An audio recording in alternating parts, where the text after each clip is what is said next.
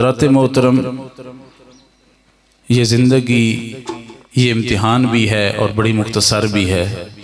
मुझे ये पिछली रात करीबन 12 बजे के करीब ये हमारा कब्रिस्तान है, यहाँ से गुज़रने का इत्तफ़ाक़ हुआ तो मैंने देखा, मैंने सोचा कि देखें इतनी शदीद सर्दी है, हम अच्छे और गर्म बिस्तरों में हीटर भी इस्तेमाल कर रहे हैं और ये अल्लाह के बंदे जिन्हें अपने ऊपर बड़ा नाज था, ये जो जिन्हें अल्लाह ने इतने मकाम भी दिए, इतने इम्तिहान भी दिए, ये जो बड़े नाज नखरे के साथ ज़िंदगी गुजार गए, आज सारे एक ही सफ़ में एक ही हालत में यहाँ लेटे हुए हैं। आज इस तरह हमें दुनिया में एक अच्छा मकान, अच्छा बिस्तर, अच्छी सहूलियात मिल रही हैं। आज उन्हें उस आलम बरज़ख के अंदर उसी को वो सहूलियात नसीब होंगी, कब्र की आसानियाँ नसीब होंगी जिसने ज़िंदगी के अंदर अपने अल्लाह और उसके रसूल को मनाया होगा।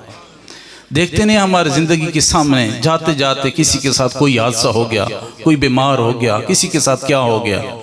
तो मेरे भाई, मेरे बुज़ुर्ग, हमें एक तो ये कोशिश करनी चाहिए कि हर वक्त हमारी तैयारी ऐसी हो कि किसी लम्हे भी हमारे पास मौत का पैगाम आ सकता है, लेकिन जब हमारे पास पैगाम आए तो हम इस हालत में हों कि हमसे अल्लाह भी राज़ी हो और उसका महबूब भी राज़ी हो।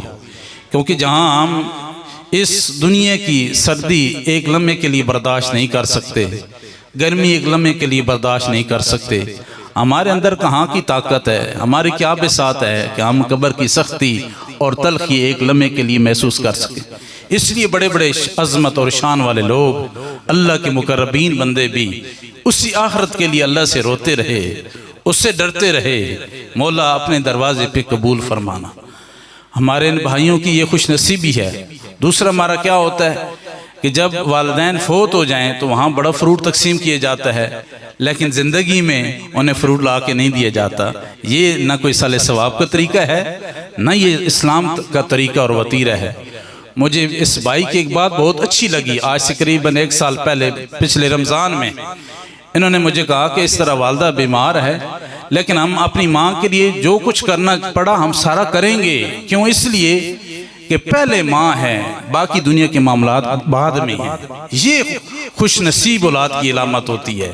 ये नहीं कि औलाद ज़िंदगी में पूछे नहीं और जब वालिदैन फ़ौत हो जाएं ना कोई खिदमत ना कुछ तवाज़ो, और जब फ़ौत हो जाएं तो फिर बंदा मखलूक के खुदा में फ्रूट भी तकसीम कर रहा हो, सारा कुछ कर रहा हो। ये इस्लाम का उसलूब और तरीक़ाकार नहीं है। मौजू की तरफ आता हूँ।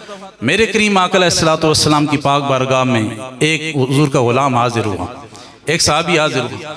अर्ज़ की, या रसूल अल्लाह, सारे लोग जिहाद के लिए तैयारी कर रहे हैं, मेरे आका मुझे भी इजाज़त हो, चूँकि जिहाद के लिए फ़ौजियों की, सिपाहियों की, सहाबा की ज़रूरत है।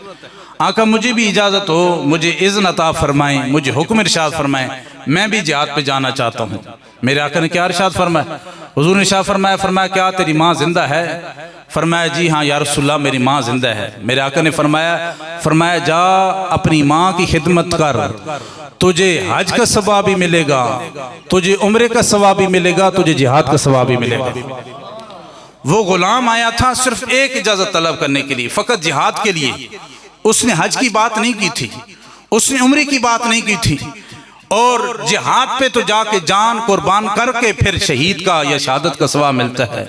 मेरे आका क्या फरमाते हैं? फरमाया जाओ घर में अपनी माँ की खिदमत करो, तुझे जिहाद तो क्या, तुझे हज का सवाब भी मिलेगा, उम्रे का भी मिलेगा, और उसके साथ जिहाद का सवाब मिलेगा। इतनी बड़ी अहमियत है।